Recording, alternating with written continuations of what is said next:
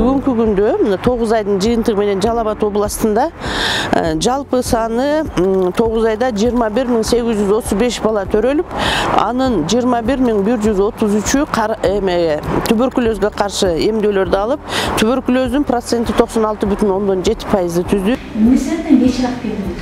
Кечирээк арабыз айга кетип калган. Эмдөөнүн аралыгы 45 күндө да өткөнбүз да, эмнеге кеч калып атасыз? Эмеге айга кетип калып, өзүмдүн нарымдан болгон да, ошоктон келдим.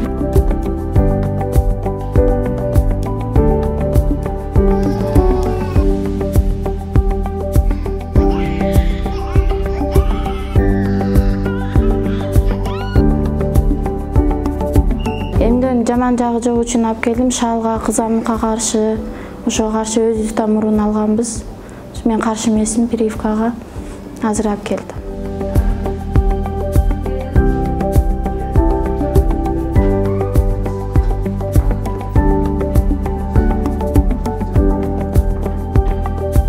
Биз бул жылга ошол 1 жаштагы эмдөөгө 376 баланы планга койгонбуз. Ошол балдардын азыр 308 баланы полный эмдөөдөн өткөрүп 81%ке чыктык. Азыр буйраса 11 айдын эсеби менен, буйраса декабрь айында 96%ке чыгабыз деген ойдобуз. Ал 5 жашка чейинки балдарым боюнча 392 бала бергенбиз, асынын 344-ün жасадык. Ошондо 84% аткарып атабыз. Буйруса декабрдын аягы менен биз 96%ке жетебиз буйруса.